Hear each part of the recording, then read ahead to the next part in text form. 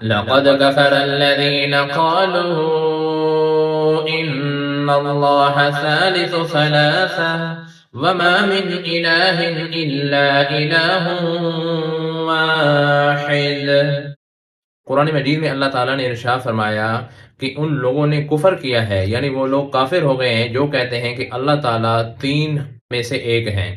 عیسائیوں نے یہ عقیدہ بنا لیا کہ خدا تین ہیں، ایک خود اللہ تعالیٰ، ایک ان کے بیٹے عیسیٰ علیہ السلام اور عیسیٰ علیہ السلام کی ایک والدہ۔ یہ تین چیزوں کو انہوں نے خدا بنا لیا، یعنی تین خدا بنا لی، اس لیے یہ تثلیث کا عقیدہ رکھتے ہیں۔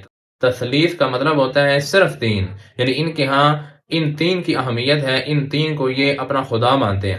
اور اللہ تعالیٰ خود جواب دے رہے ہیں وَمَا مِنْ إِلَٰهٍ إِلَّا إِلَٰهٌ وَاحِدٌ، کہ اللہ تعالیٰ تو صرف وہ ہے جو اکیلا ہے اپنی ذات میں بھی اور اپنی صفات میں بھی۔ اس لیے اس غلط نظریے کی تردید اللہ تعالیٰ نے خود فرمائی ہے۔